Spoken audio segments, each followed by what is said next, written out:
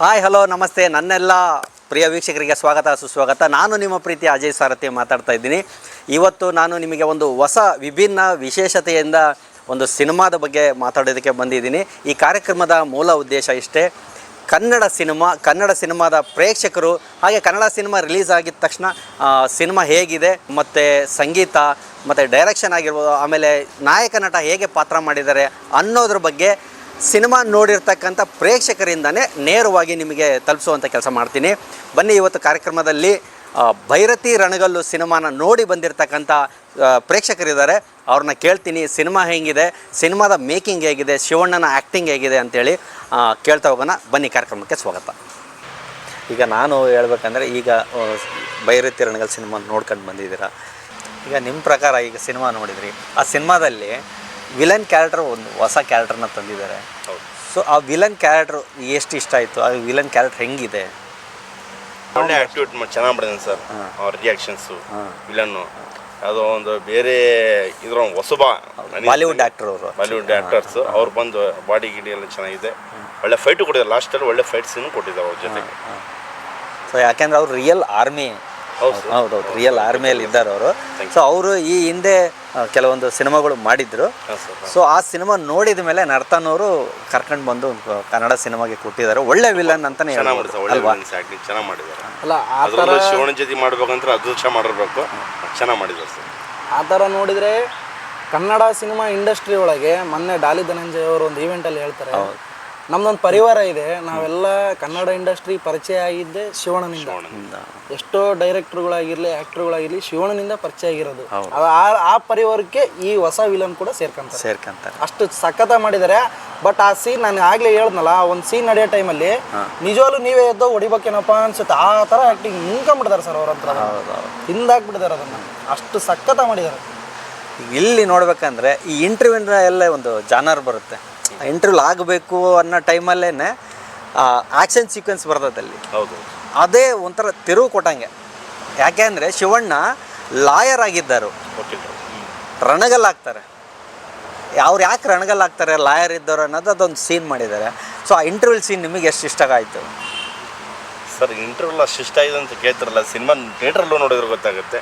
ಜನರು ಪ್ರೇಕ್ಷಕರಿಗೆ ನಾವು ಇಲ್ಲೇ ಹೇಳೋದು ಬೇಡ, ಥಿಯೇಟ್ರಲ್ಲಿ ಹೋಗಿ ನೋಡಲಿ ಸಿನಿಮಾ ಸರ್.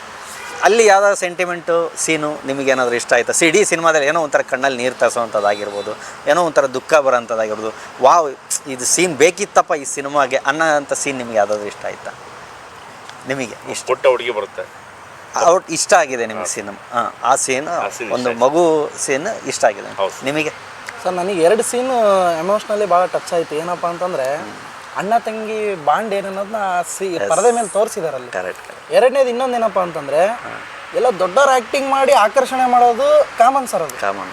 ಚಿಕ್ಕ ಹುಡುಗಿ ಕೈಯಲ್ಲಿ ಆ್ಯಕ್ಟಿಂಗ್ ಮಾಡಿ ಥಿಯೇಟ್ರಲ್ಲಿ ಇರೋರ್ನೆಲ್ಲ ಅಳಿಸೋದಿದೆ ಅಲ್ಲ, ಅದು ಸಣ್ಣ ಕೆಲಸ ಅಲ್ಲ ಸರ್.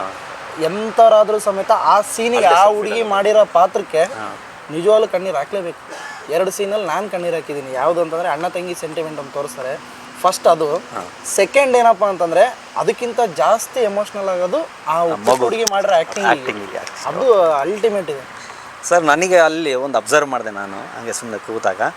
ಅಲ್ಲಿ ಒಬ್ಬ ವಿಲನ್ ಬರ್ತಾನೆ, ಜೀಪ್ ತಗೊಂಡು ಬಂದು ಎಲ್ರಿಗೂ ಇಂಗ್ಲೀಷ್ ಬರುತ್ತಾ ಅಂತ ಒಂದು ಸೀನ್ ಕೇಳ್ತಾನೆ. ಯಾರಿಗೂ ಬರಲ್ಲ. ನಾನು ಏನು ಮಾಡ್ಬೋದು ಇವನು ಅಂತ ನನಗೆ ಕ್ಯೂರಿಯಾಸಿಟಿ. ಫ್ರೇಮಿಂಗ್ ಬಂದು ಹಿಂಗೆ ಇಳಿತದೆ.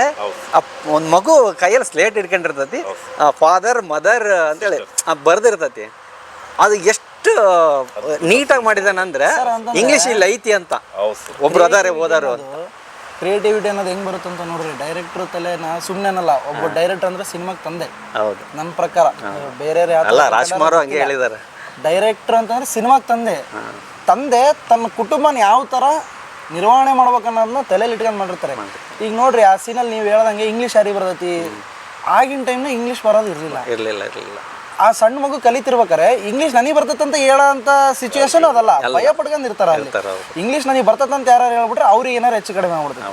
ಆ ಸೀನ್ ಅವನಿಗೆ ಬರ್ಲಿಲ್ದಂಗೆ, ಅವ್ರು ಯಾರು ಹೇಳಿಲ್ದಂಗೆ ವಿಲನಿಗೆ ಗೊತ್ತಾಗೋದು ಹೆಂಗಪ್ಪ ಅಂತಂದ್ರೆ, ಅದೇನು ಕ್ಯಾಮ್ರಾ ಪ್ಯಾನ್ ಆಗುತ್ತಲ್ಲ ಕೆಳಗೆ, ಅದು ನನಗೆ ಸಖತ್ ಇಷ್ಟ ಆಗೋಯ್ತು. ಅದು ಹೆಂಗಪ್ಪ ಅಂತಂದ್ರೆ, ನಾವು ಹಿಂಗೆ ಸಿನಿಮಾ ನೋಡ್ತಿದೀವಿ ಅಂತಂದ್ರೆ, ಅಯ್ಯೋ ಈ ಹುಡುಗಿ ಯಾಕಾರ ಹಿಂಗೆ ಮಾಡ್ತಪ್ಪ ಇದು ಇರ್ಲಿಲ್ಲ ಅಂದ್ರೆ ಇವರೆಲ್ಲ ಏನೇನೋ ಹಾಕಿತ್ತಲ್ಲಪ್ಪ ಆ slate ಇರ್ಬಾರ್ದಾಗಿತ್ತು. ಆ ಸ್ಲೇಟೇ ಇರ್ಬಾರ್ದಿತ್ತೇನಪ್ಪ ಅವ್ರಿಗೆ ಓದೋದೇ ಬೇಡನಪ್ಪ ಅನ್ಸುತ್ತೆ ಆ ಥರ ಸೀನ್ ತಗೊಂಬಂದಿದಾರಲ್ಲಿ.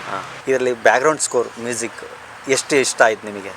ಸರ್ ರವಿ ಬಸ್ರೂರು ಅವ್ರ ಬಗ್ಗೆ ಹೇಳ್ಬೇಕಂದ್ರೆ ಏನೈತೆ ಸರ್, ಈಗ ಪ್ರತಿಯೊಬ್ಬರು ಏನು ಮಾಡ್ಬಿಟ್ರೆ ಭೈರತಿ ರಣಗಳ ಟೈಟಲ್ ಟ್ರ್ಯಾಕ್ನ ತಲೆಯಲ್ಲಿ ಹಿಡ್ಕೊಂಡು ಹೋಗಿದ್ದಾರೆ. ನೀವು ಥಿಯೇಟ್ರಿಗೆ ಹೋದ್ರಪ್ಪ ಅಂತಂದ್ರೆ ಫಸ್ಟ್ 2-3 ಸಾಂಗ್ ಅದು ಬರೋದೇ ಇಲ್ಲ ನಿಮಗೆ, ಜಸ್ಟ್ BGM ಅಷ್ಟೇ. ಏನಪ್ಪ ಅಂತಂದ್ರೆ ಶಿವಣ್ಣ ಬಂದ್ರಂದ್ರೆ ಭೈರತಿ ರಣಗಲ್ ಹಾಕಿಂತ ಮುಂಚೆ ಶಿವಣ್ಣ ಬರೋದು ಬೇರೆ ಥರ ಮ್ಯೂಸಿಕ್ ಕೊಡ್ತಾರೆ. ಬಟ್ ಭೈರತಿ ರಣಗಲ್ ಆದಮೇಲೆ ಐತಲ್ಲ ಆ ಮ್ಯೂಸಿಕ್ ನೀವು ಕುಂದ್ರಲ್ಲ ಸೀಟಲ್ಲಿ ಹಿಂಗೆ ಕೂತ್ಕೊಂಡಿದ್ರಂದ್ರೆ ಹಿಂಗೆ ಹಿಂಗೆ ಹಿಂಗೆ ಹಿಂಗೆ ಆ ಥರ ನಿಮ್ಗೆ ಗೊತ್ತಿಲ್ದಂಗೆ ನೀವೇ ಎಕ್ಸ್ಪ್ರೆಷನ್ ಮಾಡ್ಬಿಡ್ತೀರಲ್ಲ, ಆ ಥರ BGM ನಿಮ್ಮನ್ನು ಅಟ್ರಾಕ್ಟ್ ಮಾಡ್ತಿರುತ್ತೆ. ಪರದೆ ನಿಮ್ಮನ್ನ ಶಿವಣ್ಣ ಪರದೆ ಮೇಲ್ಗಡೆ ಆ್ಯಕ್ಟ್ ಮಾಡಿ ನಿಮ್ಮನ್ನು ಅಟ್ರಾಕ್ಟ್ ಮಾಡಿದರೆ ರವಿ ಸರ್ ಕಾಣದೇನೆ ನಿಮ್ಮನ್ನು ಅಟ್ರಾಕ್ಟ್ ಮಾಡ್ತಾರೆ. ಅಷ್ಟು ಸಖತ್ತ ಮಾಡಿದ್ದಾರೆ ಸೌಂಡಲ್ಲಿ. ಆಮೇಲೆ ಸಿನಿಮಾ ಮುಗಿದ್ಮೇಲೆ ಇಲ್ಲಿಂದ ಡೈರೆಕ್ಟ್ ಮಫ್ತಿ ತಗೊಂಡು ಹೋಗ್ಬಿಡ್ತಾರೆ ನಿಮ್ಮನ್ನ. ಅದು ಯಾವ ರೀತಿ ಅಂತ ನೀವು ನೋಡ್ರಿ, ಅದನ್ನ ನಾನು ನಿಮ್ಮ ಹತ್ರ ಅದೊಂದು ಸಸ್ಪೆನ್ಸಲ್ಲಿ ಇಡ್ತೀನಿ. ರಣಗಲಿಂದ ಡೈರೆಕ್ಟ್ ಮಫ್ತಿ ತಗೊಂಡು ಹೋಗ್ತಾರೆ ನಿಮ್ಮನ್ನ. ಆ ಟೈಮಿಗೆ BGM ಕೊಡ್ತಾರಲ್ಲ ಸರ್, ಲಿರಿಕ್ಸ್ ಇಲ್ಲ ಏನಿಲ್ಲ, ಡೈರೆಕ್ಟ್ BGM. ನೀವು ಥಿಯೇಟ್ರಿಂದ ಹೊರಗೆ ಬರಲ್ಲ, ಅವ್ರ ಸ್ಕ್ರೀನ್ ಆಫ್ ಮಾಡಿ ಮೇಲೆ ಹೊರಗೆ ಬರ್ತೀರ, ಅಲ್ಲಿ ಮಟ್ಟ ನೀವು ಬರಲ್ಲ ಆ ಥರ ಕೊಟ್ಟಿದ್ದಾರೆ. ಈಗ ನೀವು ಎಕ್ಸ್ಪೆಷಲಿ ಈಗ ಸಿನಿಮಾ ನೋಡಿ ಬಂದಿದ್ದೀರಾ, ನನ್ನ ಪರ್ಸ್ನಲಾಗಿ ಹೇಳ್ಬೇಕು ಅಂದರೆ ಕೆಲವೊಂದು ಕಡೆಗೆ ಶಿವಣ್ಣ ಎಲ್ಲೋ ಸ್ವಲ್ಪ ಡಲ್ ಫೇಸ್ ಕಾಣಿಸ್ತಿತ್ತು, ಏನೋ ಒಂಥರ ಸುಸ್ತಾಗಿದ್ದಾರೆ ಅನ್ನೋ ಥರ ನನಗೆ ಫೇಸ್ ಕಾಣ್ತಿತ್ತು. ಒಂದು 3-4 ಸೀನ್ ನೋಡಿದೆ ನಾನು, ಥರ ಯಾಕೋ ಸುಸ್ತಾಗಿದ್ದಾರೆ, ಒಂದು ಆ್ಯಕ್ಷನ್ ಸೀಕ್ವೆನ್ಸ್ ಆಗಿರ್ಬೋದು, ಕೆಲವೊಂದು ಸೀನಲ್ಲಿ ಅನ್ನಿಸ್ತು. ಅದು ನಿಮಗೆ ಏನಾದರೂ ಆ ರೀತಿ ಕಾಣಿಸ್ತಾ ಅಂತ? ಸರ್ ಆ ಥರ ಕಾಣಿಸ್ತು ಅಂತ ಹೇಳ್ಬೇಕಂದ್ರೆ ಫ್ಯಾಮಿಲಿ ಸೆಂಟಿಮೆಂಟ್ ಅಂತ ಬರ್ತು ನೋಡಿ, ಅಲ್ಲೊಂದು ಸ್ವಲ್ಪ ಫೀಲ್ ಆಗಲೇಬೇಕು. ಅದು ನಿಮಗೆ ಎಲ್ಲಾದರೂ ಕಾಣಿಸ್ತಾ? ಸರ್ ನನ್ನ ಪ್ರಕಾರ ನಾವು